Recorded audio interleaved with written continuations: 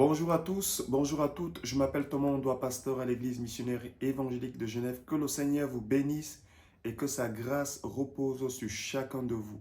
Aujourd'hui, je viens avec une nouvelle exhortation qui s'intitule « Dieu fera ce qu'il a à faire ». Il fera ce qu'il a à faire pour toi. Cependant, nous devons savoir et comprendre à la lumière de toute la parole de Dieu que Dieu, même lorsqu'il a un projet qu'il a déjà annoncé d'avance pour chacun d'entre nous, il y a la part que lui, il va faire, il y a la part que nous devons faire. Nous le voyons dans la vie de Moïse, l'homme de Dieu. Lorsque Dieu va l'envoyer pour délivrer son peuple de l'esclavagisme en Égypte, il va lui donner des instructions. C'est Dieu qui va le faire. Mais Moïse avait à chaque fois sa part à faire. Il devait se présenter devant Pharaon, parler à Pharaon, dire à Pharaon ce que Dieu lui avait demandé de dire. Et après que le peuple ait été libéré, lorsqu'il s'avançait vers la mer Rouge, Pharaon, qui se rend compte que le peuple est en train de lui échapper, va aller à sa poursuite avec une élite, son armée, pour récupérer le peuple, peut-être même le détruire, je n'en sais rien. Et là, ils vont se retrouver dans une impasse. En face, la mer Rouge, derrière Pharaon et son élite. Et bien sûr, le peuple va être en panique et Dieu va parler à Moïse. Dieu va dire à Moïse, prends le bâton qui était symbole d'autorité, de l'autorité de Dieu, dans la main de Moïse. Prends le bâton et tends le bâton sur la mer Rouge et fends-la. Comprenez bien ce que Dieu est en train de dire à Moïse. Fends la mer, et tends ton bâton et fends la mer en deux.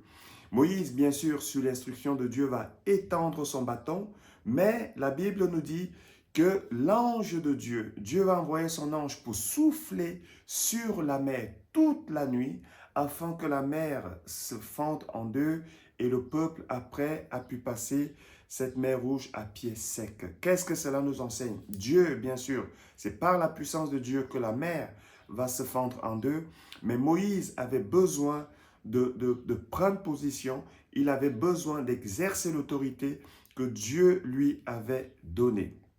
Nous voyons également dans la Bible, dans le livre de Marc, chapitre 11, verset 23, Jésus dira ceci, c'est très intéressant ce que Jésus dit, « Je vous dis en vérité, si quelqu'un dit à cette montagne, ôte-toi de là et jette-toi dans la mer, et s'il ne doute point en son cœur, mais croit que ce qu'il dit arrive, il le verra s'accomplir. » Jésus est en train de dire ici, parle à ta montagne.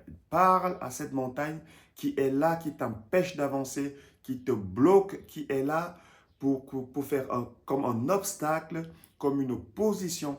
Parle à cette montagne et c'est lui qui va faire, c'est la puissance de Dieu qui va déplacer la montagne.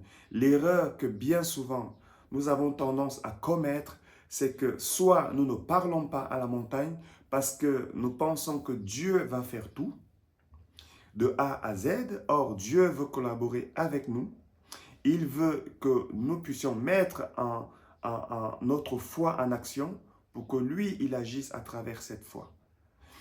Alors, soit nous ne parlons pas à la montagne, soit nous parlons à la montagne et nous voulons la déplacer. Nous voulons la déplacer, nous trouvons des stratégies, des techniques pour que cette montagne se déplace. Or, Dieu tient à travailler avec nous. Il ne veut pas que nous fassions tout parce que nous en serions incapables.